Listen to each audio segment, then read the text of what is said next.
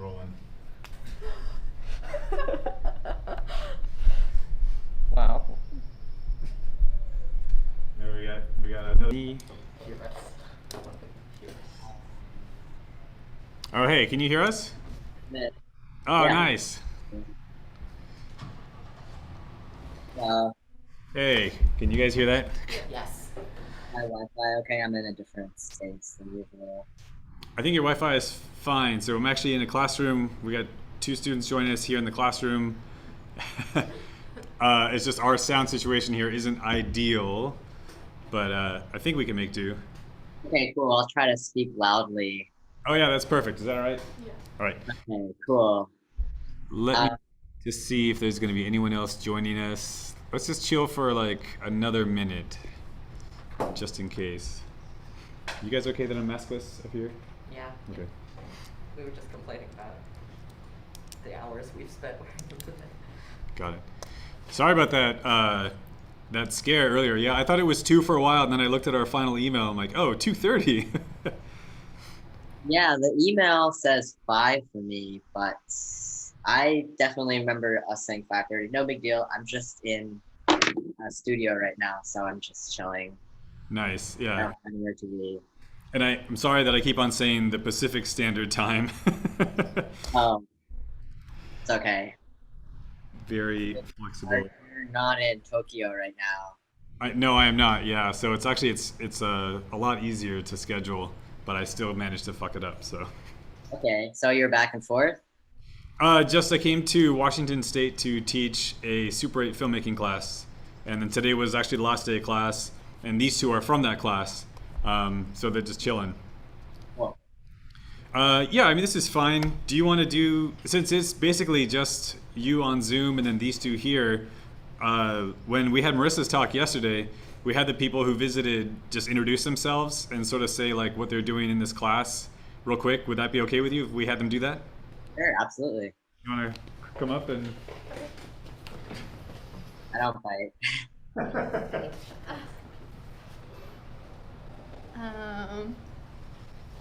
Hi. Hi. I'm Natasha, and I actually was at the last artist talk you gave last quarter, so I'm back again. Hi. I recognize you. Yeah, I intend on doing the studio art major at Western, and I don't really know what else to say about myself. I guess I like taking pictures, and Super 8's really cool, so yeah. Hi, I'm Avi. I'm also a studio art major. This is like the first photo class I've taken, so that's really interesting. Or like, I've always done illustration, but I'm also taking another photo class next fall that I'm excited for. Nice to meet. Well, nice to meet both of you, kind of. I feel like Natasha's gonna hear a lot of the same shit that I talked about 3 weeks ago. So I apologize if it's redundant. Was it just 3 weeks ago? It was Ew. longer. Oh, a few weeks ago. Maybe a month. Yeah. Yeah, a little more. Time flies. And then, yeah, we just had Christina join us. Christina, it's so good to see you. We're just like introducing ourselves to the artist. Okay. Sorry I'm late. Actually, I was taking photos because the lighting was really good. But let me think. Oh, I'm Christina. I'm from Seattle, Washington. I'm taking this class because I was really interested in learning more about photography, after my dad has been interested in it for the past few years. And I took some photos at school, and my friends were like, "Oh, these like look good." And I was like, "Yeah, I'm actually really interested." So I decided to take the summer class. It's your friend's fault that you're involved in all this, huh? I know, it's terrible. And my dad. Yeah. Everything goes back to the parents. Oh God. Oh no. Yes, What indeed. part of the day I was born? Yeah. I know, right? Cool. Yeah. I think that's good. Like, I don't want to do intros anymore because I hated my intro of you last time. So I'm a huge fan of Deepol's work, and I'm just going to turn it over to you, Deepol. I think I made it so you can share your screen. And also, I'm recording this for the other students in the class. Is that okay with Everybody, Christina, you good with that? Cool. All right, yeah. Take it away, Deep. I liked your introduction last time. I thought it Oh, was funny. God damn it! What was it? I I saw Deep Pool's work at an institution that we both went to, Virginia Commonwealth University, and I've just always been a fan of the work since then. Do you want me to include the thing about how my boss was like, "I just don't know what photo is these days"? I liked that one. That one. Okay, That made me happy. so my boss at University of Virginia was like, "Oh, I just don't know what photo is these days," and I was like, "I know what photo is," and I pulled up Deep Pool's work. I'm like, "This shit is so awesome." And then she looked at it and she's like, "I guess I just don't understand photo these days." Yes, thank you. I've been riding on that hype since whatever it was, 4 weeks ago. Um, cool. So I guess I'll do a little intro. I don't love intros. My name's Deepool. Yeah, I met Dana back in when I was an undergraduate at ECU. I graduated 2019. Um, let's see. We also worked at Sediment together. Oh, right. Gallery, yeah. An interesting experience. And yeah, I graduated from Virginia Commonwealth University. Sorry, I just said that 2019. I guess a little bit about me. I grew up in New York and I went out of state, obviously. And after I graduated, I moved back here. So I currently live in Queens. I'm sitting in shared studio space right now, which I just moved into in Greenpoint, Brooklyn. So that's very exciting. But yeah, last time I spoke with Dana's class, I was installing a show up in Connecticut, Hartford, Connecticut. And unfortunately, I was hoping that we'd have final documentation from that show for this class, but we are all being very slow and it's summer and it's busy. So unfortunately, I don't really have any of that content, but I will, let me just share my screen. Uh,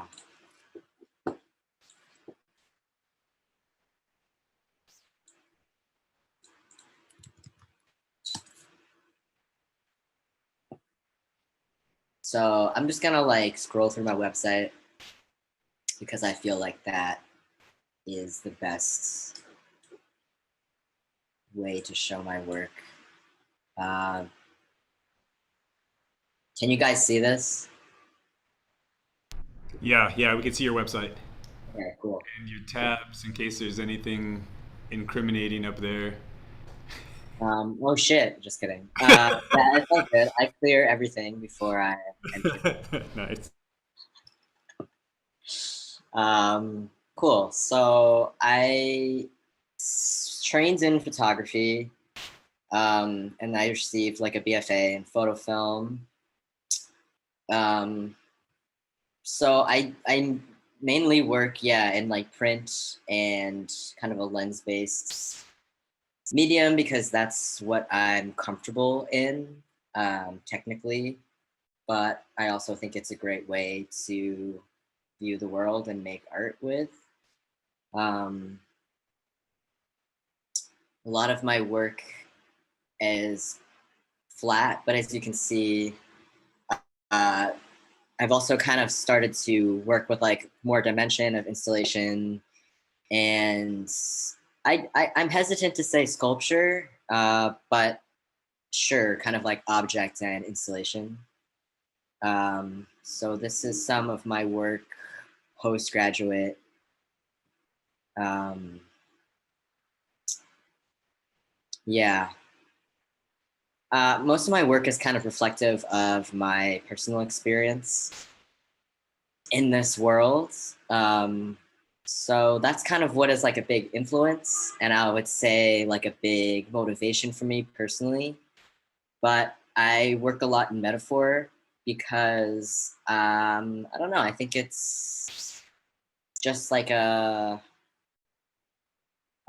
really interesting a way to kind of connect with a larger audience, um, you know, who may or may not relate to my own personal experience. And I kind of try to figure out a way to like not completely entrench the work in just my own commentary and my own life, which um, I think can get a little bit, I don't know, it can get a little bit self-involved in a way that I don't personally want to present my work. But yeah, a lot of it is, a lot of the imagery is taken from the natural world, and then there's kind of this remix that I add to it. I do a little bit of text too, and I used to spray paint. But there's kind of a little bit of remix in the installation, which I think can then kind of start to stimulate the fact that there might be other there might be a little bit more of like a narrative to the work besides this kind of like metaphors and these cliche images that I think that we've all, for the most part, we've all encountered in our own lives. But I definitely operate a little bit better with like questions. So if anyone has any questions or like conversation, I can answer anything. I actually have an early one. Whatever. Yeah, I have a million questions always. So if you guys have questions, stop me. I really like what you just said about being worried. Like you want to like keep your work from getting entrenched in like your personal story like too far. How do you ride that threshold? Just because like it does seem very much like all about you, I guess, or maybe, yeah. How do you ride that threshold? I guess is my question. How do you know like, oh no, I've gone too far, or it's not personal enough yet? That's an interesting question. I think to sort of start off, and I think we talked about this a little bit, or you and I have talked about this, is like, um, so a lot of the work I make is kind of based off of me being like a transcontinental adoptee. So I was like born in China, but I moved here with my adoptive parents when I was like one, and that was something that I was really moving through in terms of like figuring out my identity and who I can relate with, and like, you know, how do I find myself kind of with this disconnect, a cultural disconnect, but also how I'm perceived, like specifically in the USA. And recently, I've started kind of making work about my gender transition. So that has been a little bit more in the forefront recently. But I find that those two experiences, like, yes, there are lots of people who have been through this, but I think the kind of combination of them can be super niche. And I think that, like, yeah, there's a lot of processing that I've had to do my whole life and kind of like self discovery, which I think a lot of that you can kind of make inferences based off of those two basic things that I've told you about myself. But I also think that there are a lot of kind of like, you know, very, very personal things that I have to think about and that are very like, I think I said this before, but it's like I can't really expect everybody to come in contact with the work and myself and like completely understand those nuances. And I think that that's true for a lot of people who make work and just like in general when we're interacting with other people and conversing. So that like, so I guess what I'm trying to say is like that is a lot of like I don't like artist statements because I think that they're so like this is who I am and this is what I make and this is what the art's about. Like I don't necessarily know if this is what my art is like quote unquote about. I think a lot of it is what informs it and what inspires me to like feel like I need to make work and like use it as kind of a way to move through life and to move through this kind of experience that I have with myself and this discourse that I have with other people and myself. So yeah, I guess that being said, I found that the work, at least the way I was operating, like it was more powerful and more like it was easier for me to make work to think about those things. But then to kind of like, God, I don't know how to explain. Like, Wait, I pretty much asked you like, how do you know if your art is successful or not? yeah, I think it's like when I start to kind of be like, uh, because everything's so specific and there's so many loose ends and kind of like questions that I still can't answer myself and I can't expect other people to answer.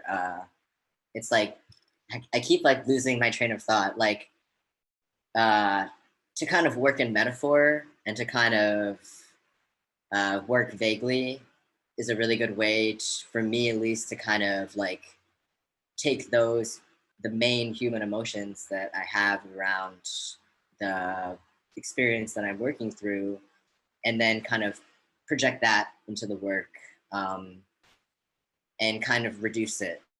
Like there's a lot of reduction happening. So, you know, when we talk about identity and like my disconnect with the culture, I think that, you know, just saying that like loosely, a lot of people probably feel this way in other ways, like, you know, just trying to find yourself or like trying to figure out what community you're part of and how you identify. Um, and so in that regard, yeah, I think it's always been a little bit more successful and a little bit more rewarding when the work is reflective of those kind of basic human emotions, because in that way, in that way of working, I feel like I'm able to connect with a much wider audience, and I think too, like a lot of people, they look at art and maybe they haven't studied art, or maybe they just like love art and they're not interested in thinking about concept or stuff like that. So to have like to also give it an aesthetic value can kind of help, I think, you know, expand the work to whatever kind of viewer is looking. If that makes sense, like it's a kind of it's an accessibility thing too, where it's like I I think it's great when people make work that's appealing to so many different kinds of people. Yeah.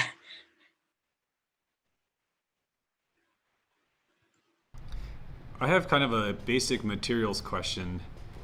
Again, like Christina, or if any of you have questions, just step over me. Um, but talk to us about like the process, like the what am I looking for? Like the in process tools that show up in your work. Like I've seen like clamps. I've seen like ratchet strap clamps. I saw like hanging from the C stand. Yeah, those blue clamps holding that piece up. And then even to like a lesser extent, I had a question about the box cutter that's kind of like jammed into wood somewhere. Just a little insider. Yeah, this one, yeah.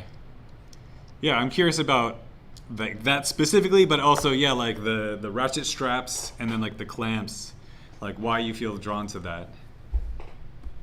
Um, I think that originally I was like very drawn to kind of like this construction aesthetic, or just like on campus there was like this huge Lowe's that was by the art building, and I was kind of like, so I didn't have a car when I was there. That was like, and a lot of people use that Lowe's to like buy their art supplies, and I was always kind of so obsessed with all of these like tools that were there, and again, like part of me was just like, damn, this looks really cool. It's like a whole aesthetic thing. Like I want to inject that into my work somehow. So I would kind of start like trying to get get a hold of these things and work with them in my art. I guess the best way to kind of go about it is with this piece, and also the piece below here. I made this one first. Yeah, I mean, I started playing around with these kinds of tools, and then they kind of became both objects and tool. And like, sure, they're not really used for their like intent, um, as they are built for human consumption. But I also think that's all art, you know? Like, what does it really do? It's not, it's how useful is it? Um, you know, beside, yeah, I won't go into that. But yeah, I guess it started That's like, pretty dark. yeah, I mean, it's a little bit cynical, but it's also like, I don't know, like, is it true? Maybe. Um, yeah, this ratchet strap, I kind of, it's kind of used as a source of tension here, I think, and its, you know, its original function, yes, to kind of like hold things together. I think specifically kind of like when you're in motion. I know that like, right, ratchet straps are used around like vehicles and like keeping motorcycles attached to cars. I think that's what I've seen them in the real world. Or just like, you know, you use them to like attach stuff to fast moving vehicles, as I've seen, or just to keep things together, that have the potential to fall apart and kind of become destroyed. So in that sense, I started using it as kind of a metaphor for this work, and I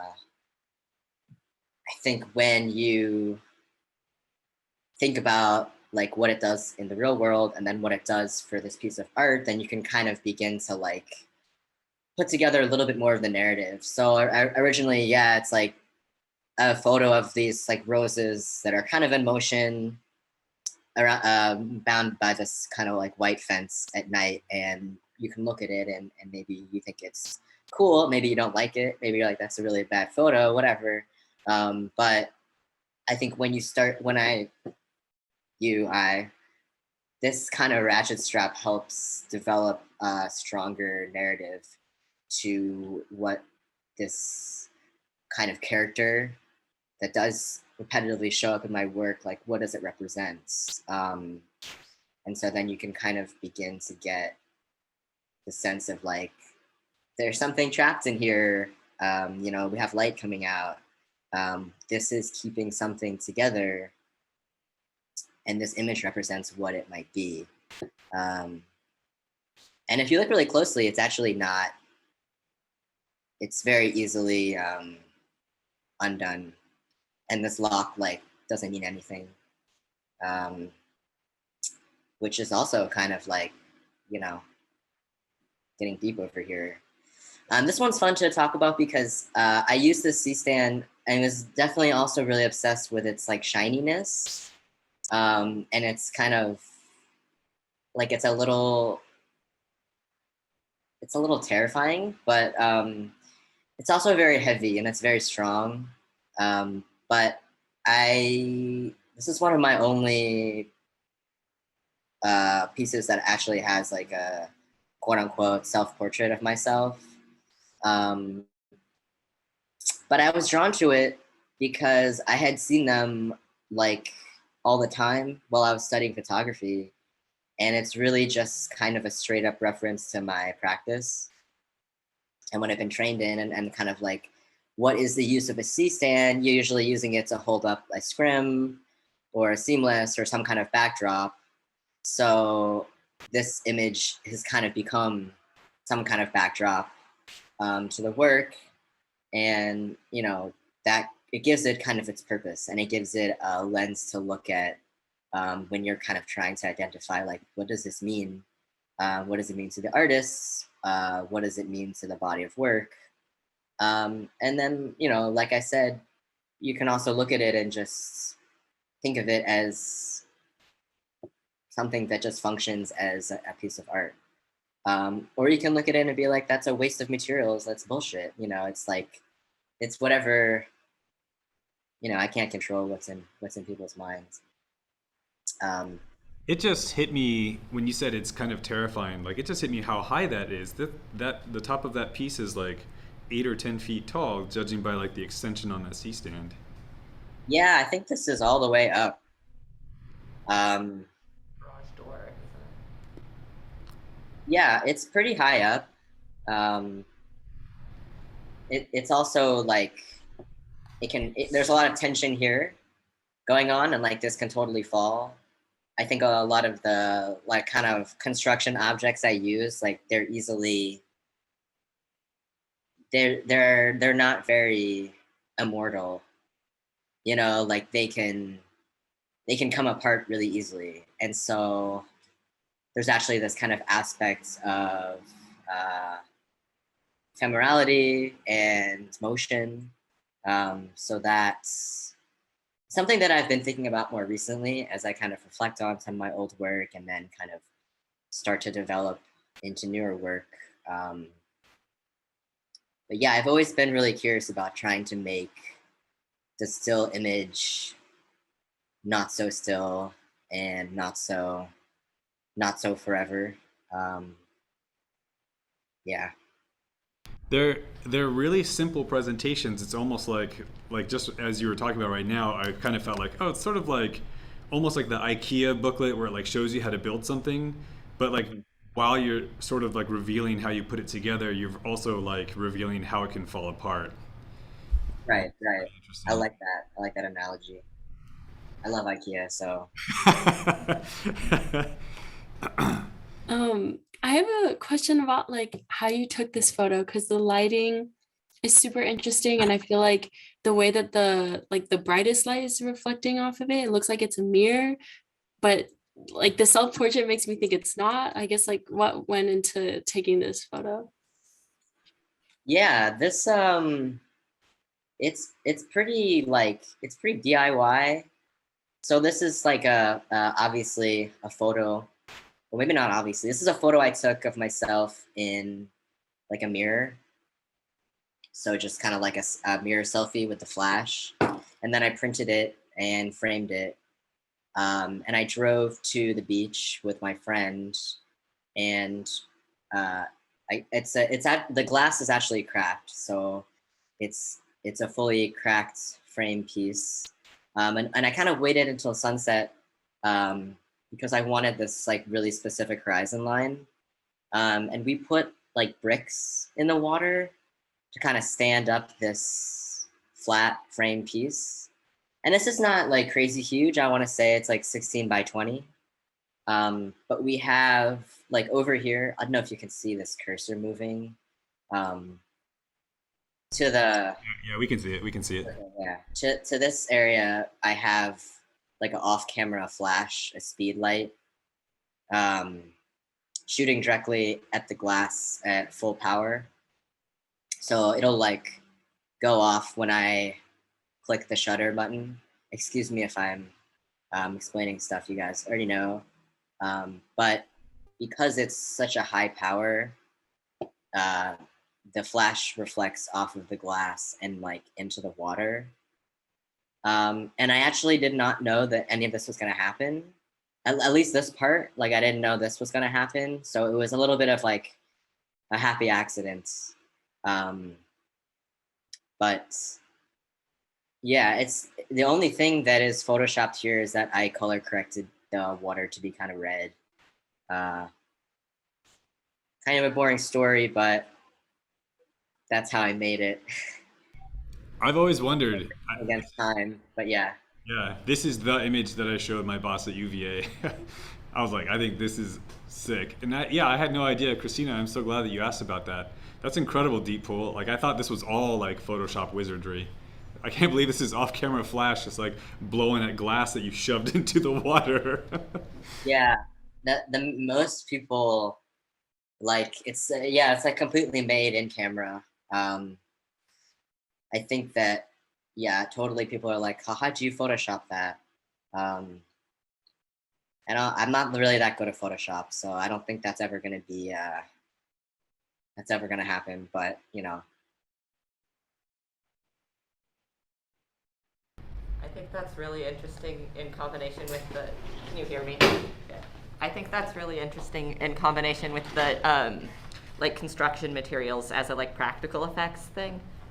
Like it's like actually like the effects are just like a trick of the camera, not Photoshop, and like those like construction materials I think really like also sort of imply that same thing. Like you can see the like way it's held up. yeah, for So sure, for sure. that's really interesting. Thank you. Yeah, I think there's a lot of I like when things don't make a lot of sense. Uh, I guess what's a good like this doesn't make any sense, but it does, or it's working. Um, just really quick for you, Dana. This is something we had laying around in Pollock for like ever on that like kind of tool cart. And I asked Kimin, which who is our tech person at the department. I was like, "Can I have this?"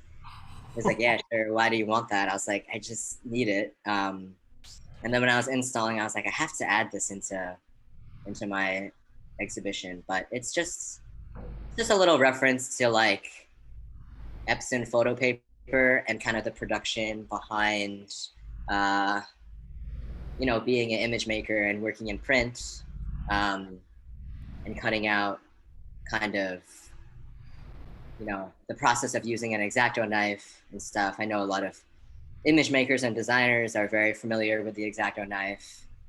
And then here I kind of have the fun part where it's like pain, pain, pain. So that's what a knife also does. The the cynical part of making work that can be really painful to self-reflect. That's awesome. I love the backstory on that. That it's actually from just kicking around Pollock.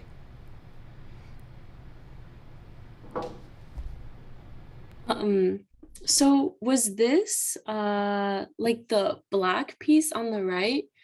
What did you specifically make that for this photo, or was that its own like a standalone piece and you like put it here so it would create an image like that? Yeah, that's a good question. This was just like a placard. I think that's what it's called, or like a title plaque thing that did have like actual titles. And this actually just says paint, not pain. But then when I documented it, I thought it would be kind of fun to edit it that way. It's kind of like a joke on the piece, but originally they're separate, and this is just has its boring use of telling you what the piece is called. That answers your question. Yeah, totally. Um, I feel like that's really cool because a lot of these pieces that you talked about, like I wouldn't know, like if I looked at that and you didn't explain it, I'd be like super confused. Like this, like especially you explaining like the process and how it actually says paint, I feel like is like art in itself. So that's really cool. Thank you. Yeah, I like to work kind of with irony. Um, I try not to make the work too serious. There's kind of like I see like comedy and meta are like they're not opposites, but I like to kind of go get in between, which I think is for sure irony. But yes, thank you. Appreciate that.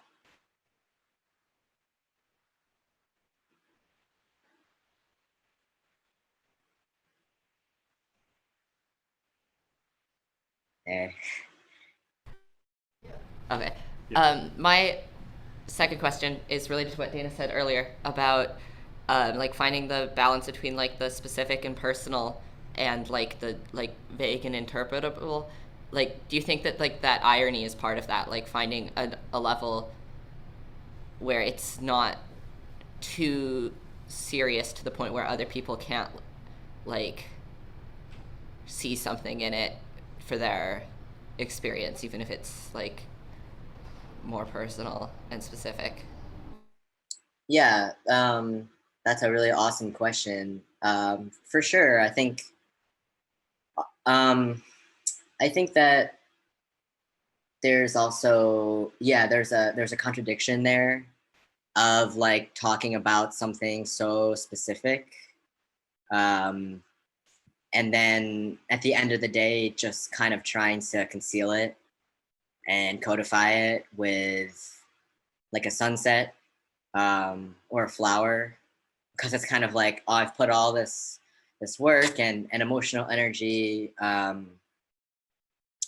into like creating this piece and doing it, but at the end of the day, I'm gonna really reduce it. So I think that's a little bit ironic. Yeah, I think that there are different levels to kind of, um, the threshold that we're talking about, where yeah, that part I like to talk about. I think it's funny, but I think it's also really, like, side note. I think it's or serious note. I think it's really important for artists, to protect themselves when they're making work. Um, you know, when you're an artist, you're exposing your mind, and your experience. And of course, that looks different for everybody, and it's people do it in different degrees. But I always believe in this idea of like protection. Um, you know, how much of yourself do you want to reveal to other people in the public, and like how do you keep yourself safe? What happens when you say too much about your experience, and you're opening yourself up to criticism, to the public. So it's also about, yeah, like saving your energy and, preserving your experience. um, I mean, that's my opinion. It's hard to say because, like, who am I to judge for other people, because we all have different ways of operating and like whatever. But that is one thing that I've, really had to kind of balance, amongst that personal and public kind of threshold. Yeah. Do you think that the like having a little bit of irony or kitsch or something can be like that, like armor?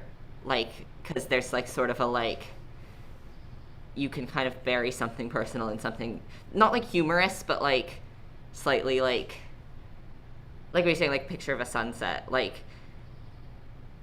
it's like surface level maybe is a little bit like blase, but then it can like in the same way that like people like use humor to cover up other like talking about something personal in a way that like is protecting yourself. Yeah, absolutely. I think that definitely is exactly kind of part of what it is. So you're totally right about that.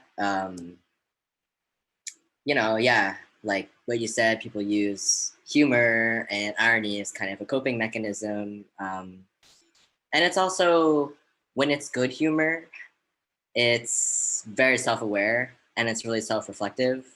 Um, and that's also just part of making work, that if one makes work about their own experience.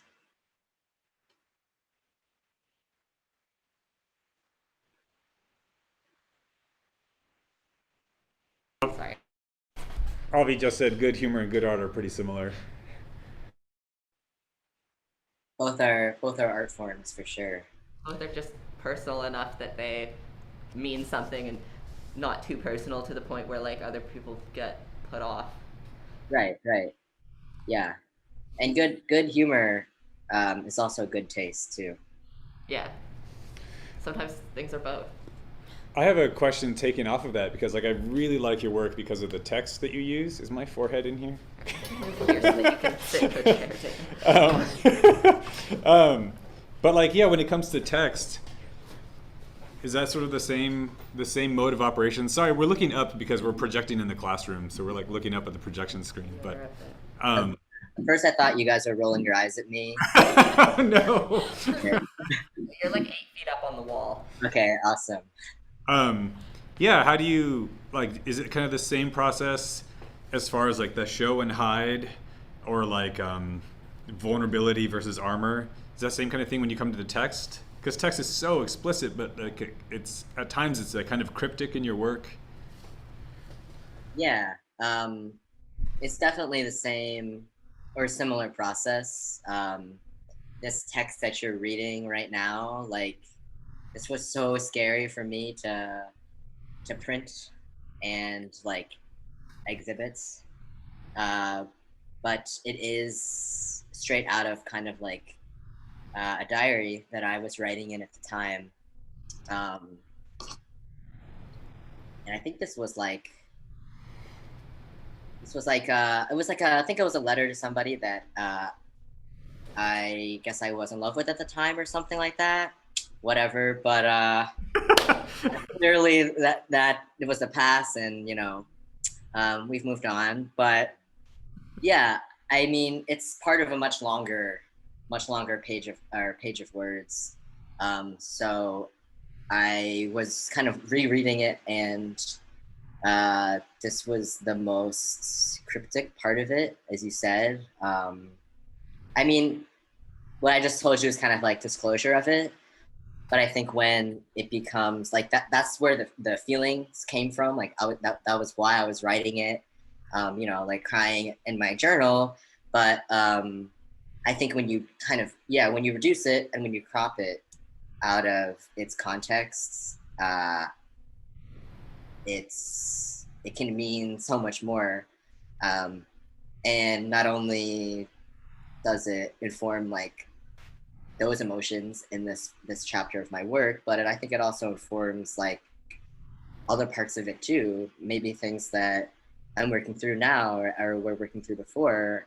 It becomes like relevant to the whole spectrum of work, and I think that working in that metaphor realm can do that. Could you, just because I personally like this story a lot, could you talk to us about the keys and just sort of how that was a learning process for you? Like, I love that moment in this piece, and I just like hearing you talk about like, just like logistically, like not metaphoric or anything, just like how it was to work with this hanging method. It was pretty. It was pretty. I had used keys a little bit, but not. Well, actually, I did use them once in this way, but I'll just say for now, I had been using keys before because I thought they were kind of cool and they were kind of like a trending icon, and I think they still are. But I had always used them in like a secure way in which they had purpose. And then as I kind of like started meditating a lot more on why I was using them and what they did for the work, I was like, oh, they're kind of like they're unlocking something or they're locking something, whatever. Yeah, I was just like, wouldn't it be fun if I kind of hung this from a lock and see if it works? Uh, that's really it. I think that it insinuates kind of like this fragility. I mean, to the viewer, you would assume that this would fall down, and that's what I was trying to play with. Um, let's see. This piece was the first one where I did the lock, and does reference fragility and kind of like tenderness and with this text, then yeah, you kind of think about like this whole piece is just fragile. I mean, obviously this is glued; it's like not gonna fall off, but you know, in in the fantasy world of looking at art, that's kind of what it means. I think from a logistical sense, yeah, like it is never, no matter how many times I see this, it's like it's never obvious to me that it's like glued in, like, No, you can't see it at all. Like it would just. or like I don't even like think about the fact that like, oh yeah, like a key would just like slide in and out Yeah. if it's in that neutral position. So yeah, like it always retains that like It's been tenuous. stuck in there. Yeah. This is, I don't know, but like so far, just those two pieces, the artwork is like contacting the key and then the lock is contacting the hanging mechanism. Is that always how you work it out? Yeah, I think that that was kind of just like a logistical thing. Um, to kind of see, I had the straps before I had the key, the lock and the key. So that was really just more of a technical hanging method.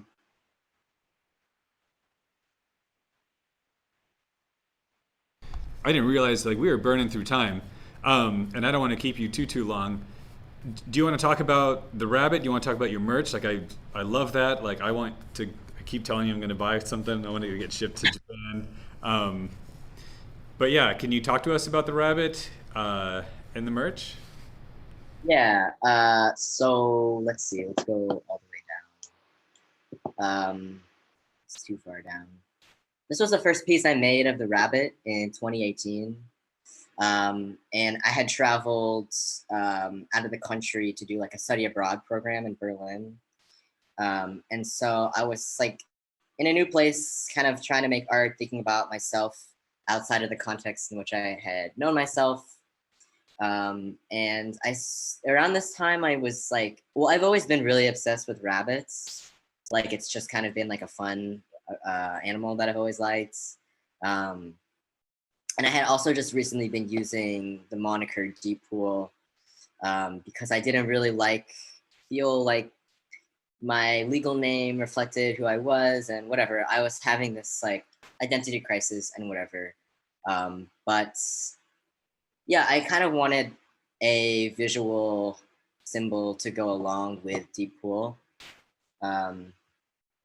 And so I started drawing this rabbit pretty obsessively. And if you ever seen The Matrix, they say follow the white rabbit, which is, if you see that movie, it's pretty self-explanatory. But I think the white rabbit also shows up a lot in entertainment and Western culture, at least from like a reference point that I'm familiar with. And it's pretty cliche like everything else. Anyway, yeah, I started using it as kind of like a tag, and again like a visual symbol to kind of signify like deep pool, deep pool. But it doesn't show up in all my work. It does a little bit. I use it kind of as a signature because I then started gravitating a lot more towards this like lens-based technique, not so much of the painting. But it's in here.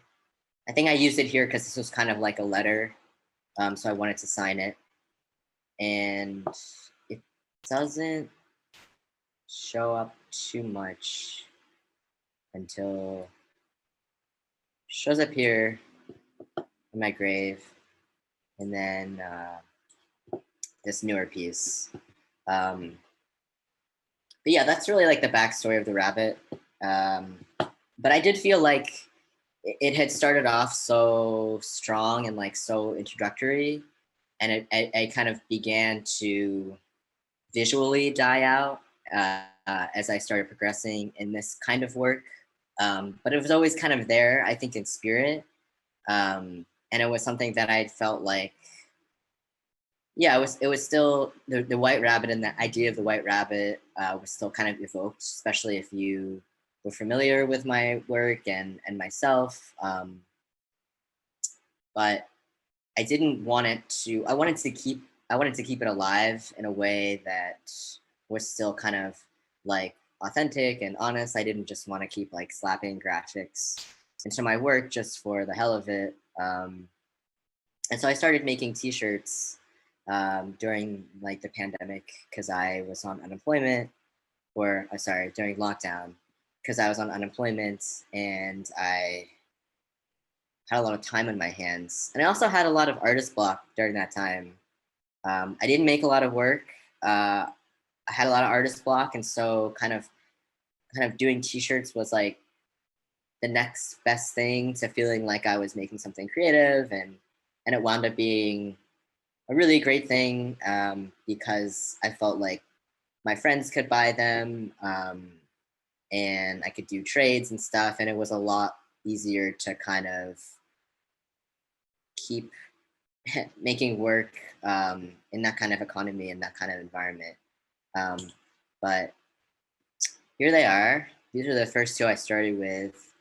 Um, and then this year, that's what these are the t-shirts I was doing last year. And then this year, excuse me, I got a sewing machine for my birthday, and I started kind of trying to make hoodies and like sweaters and stuff, and kind of making new screens, and it kind of just evolves. Um, it's definitely become kind of like now this fun extension of my work, and it's also a really great way for me to keep supporting my fine art practice, um, and it's just also really great to see my friends wearing it and stuff like that. Uh, that's really it. Some of the stuff kind of looks like this. These are some screens that we messed up, but then kind of became a cool thing. And everything we make is, I say we because some of my friends tell me everything we make is straight out of our bedrooms and our apartments. So it is made with a lot of love. But yeah. That's awesome. I think, sorry. No, go ahead. I think like clothing is such, or like wearable like things that reflect your art is such a like fun answer, and like kind of like a fun casual answer to what you're saying about like sometimes it feels like this has no real world application or no purpose because it's like someone can wear it and then it's like it I don't know, it's a fun like not like solution but like way to play with that. Yeah, I totally agree. Like of something, especially of something that also exists as a fine art piece. Yeah. Or like that exists off clothing too, so it's not just like making merch for the pure sake of making merch. Yeah. I think it's like what you said about having artist block, like that's like so legit, and then just like making t-shirts or you know whatever, screen printing, like running basically like a different section of your brain and like different muscles of your body, like that just seems really beautiful. Like let me work through this in a physical process instead of just like, you know, spiraling mentally. Yeah. I mean, it's really fun. I love making fine art, but it also, it's not that it's not fun, but it's just it's a different way of working. Um, I love both, but this one is a little bit more of a stress reliever. It's fun to just like work with people, and yeah, I totally agree what you're saying. Yeah, it's a way to have the work be more attainable and more accessible and have a purpose. Any questions? I feel like I stole your question. Kind of. I guess I have one. Like when you're making art, whether it be visual or clothing, are there certain things that you like look for, that you gravitate towards? Like obviously I can kind of garner that myself, but in your words, like what do you want to see right now? It's a good question. Yeah, that's it. Like from my own work, Yeah. or okay. Yeah, that's a really interesting question, and I feel like that's something that like it doesn't. It's always changing. Like that's why it's a really good question. It's like sometimes I'm like I don't know Yeah. what I want to make and what I'm working through right now. But I guess the best way for me to answer that, I think, is well, I'll say that like all the time I make work that I don't like, Yeah. and it's absolutely not what I was looking for. And some of the work that I have up here, I don't love, and it's kind of like filler work, and like I like it enough to put it out there, but it's I can like I can look at it and reflect and be like, this isn't my strongest work, but it's also part of the process, and that's why I put it out there. But I guess then to kind of try to answer that question, um, I would say I don't know if I have an answer, but my response might be that like I get very fixated on certain objects and symbols, and so I go through these like phases. Like I went through this like intense rose phase, which I still I'm kind of into it. I'm starting to transition out of it, um, but yeah, it's a lot of like fixations, and it's a lot of like a lot of the work I will keep on my computer for it's like random images that I'll keep on my computer for like 5 years, and then I'll look back and I'll be like, this is, or I'll like it for a long time, but I won't know what to do with it. And then like 3 years later, I'll be like, this is the time Yeah. that I need to be using this right now. And so sometimes, yeah, I do have to look a little bit into past archives to kind of figure out what I'm looking for now. Mm-hmm. This is a super follow-up question to that, but is there like themes and motifs or like visual things that you're looking for in other people's art that you're like either you're seeing or you're not, but like because I think in many ways like what you're looking to make yourself is like what you're not seeing other people do. That's a good question. Like make what you want to see that you don't get. Yeah, Did you hear all that? I did. Yeah. I I will respond to that by saying that I think when I was studying photography, I felt like there was not a lot of like there was a lot of flat work, so like just prints, and I think that was part of like the department's fault for not really having a lot of space for people to kind of experiment and flesh out their ideas on a larger scale. I'm not going to go into the whole institutional thing right now, but yeah, I think in that regard, what you're saying is like, is I wanted to like do something more with these images that I had on the wall, and like I feel like I can only speak for myself right now because I'm not really interested in criticizing other people's work.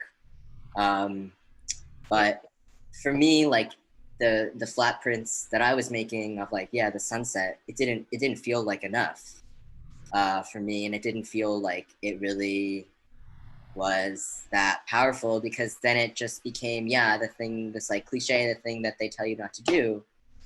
So I was always kind of like, well, I still like it. I still want to use it. So how can I make it into sorry, how can I make it into something that does work and that I guess. Yeah. Like I guess how I could have phrased that question is like what are you not seeing? Like in not like the art world, but just like in the specific like scene you work within that like you think should be there.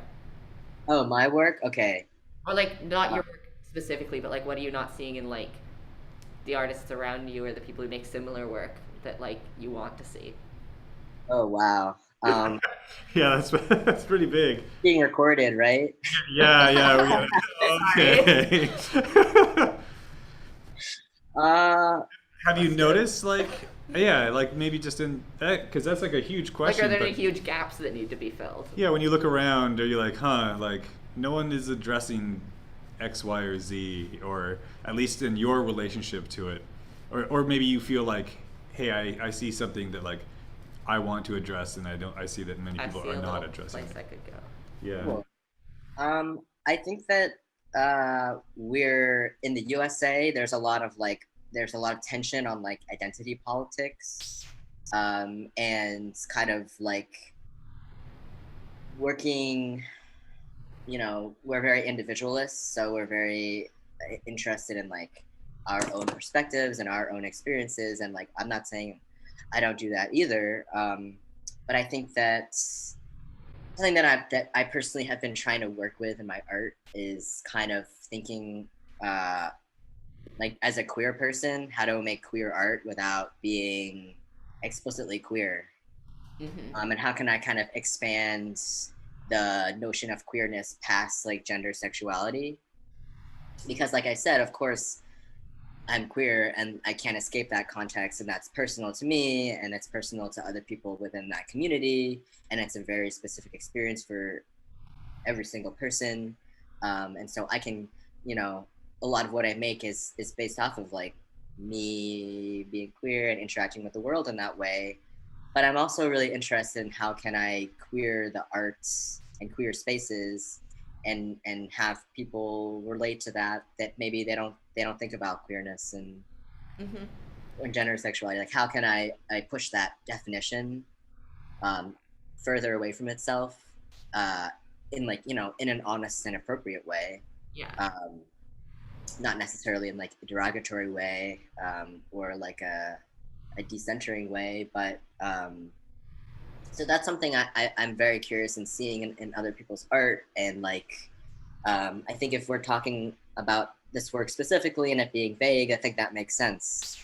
Yeah. How do we take these very specific experiences and you know, how can I adjust the term queer to these other parts of me that don't have to do with gender, sexuality?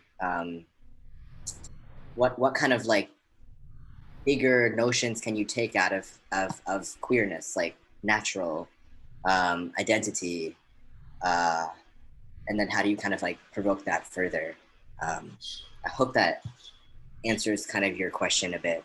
Oh yeah, it does. And I think that like it goes right back around to your first question again about like how to make this balance between like the personal and the like relational, because like I think what we see a lot of right now with people making art about like their identity is like very self-centered, and but there's also that whole aspect of identity that is how you interact with the world and how other people interact with you, and like the whole aspect of it that isn't you and it is other, like it's also the setting or environment you're in. We have gone way past an hour, and I apologize for that. Real quick, like, do you or Christina have any last comments? Christina, anything you want to toss in there? Yeah. Are you based out of New Jersey? I'm based out of New York, Oh, okay. but I did have a show in New Brunswick, which is probably maybe did you see that? This is, Yeah, I did see that. we did a show at this person who went to VCU's space, and it was really cool. But yeah, I was only there for the show, but Rutgers seems like a very, very awesome school. Anyway, yeah, why are you asking? Because I go to school in New Jersey, and I know there's always tension between New York and New Jersey.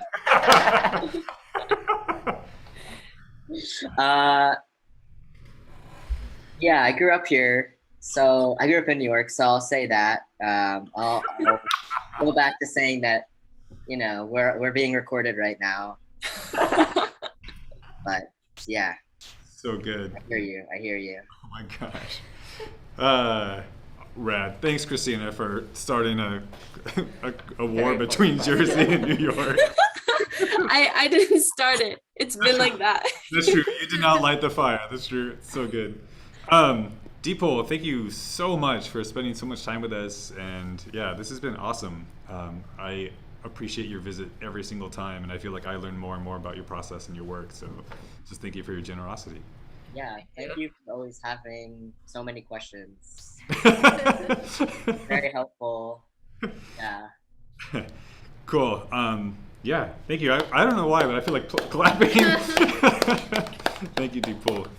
All right, I'm going to throw this video online, and then I'll send you a link so that you have it for your records. Cool. Cool. Christina, awesome to see you. And Yeah, nice to see you again. Yeah. Thank you for putting this together. I loved hearing everything. Thank you for explaining your work, Deepal. My pleasure. all right, see you later. Thank Yeah. you. Thank you. Bye bye. 2 minutes of this. Keep it up. Oh my Stop God. yet. Okay. All right.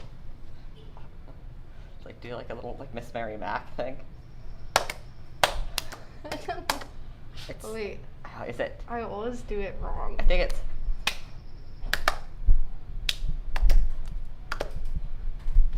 No, I think it's right flat and then. Yeah, Yeah. it's definitely 3. I And thought then you there's- increase it every single time like you go. You might be right. Because that's why I'd always do it wrong. I'm, I'm like trying to think. I'm like Oh, 4th grade God. sleepover. Won't this start? Please sign on. I don't know how much more of this I can take. Oh my God. Make it end. Deep hole, we need you. People, They're doing- when the world needed them most. That's right. But isn't there one where you go down? I didn't learn that Oh, one okay. before.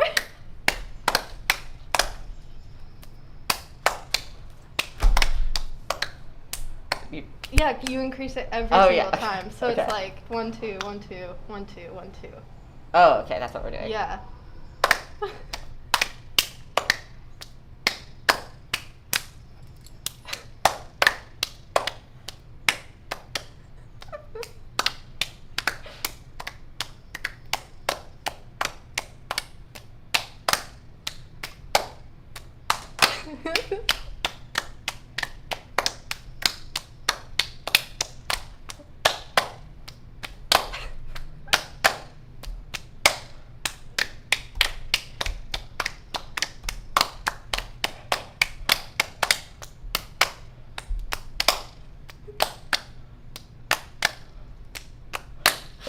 Yeah, we were doing good for a second there.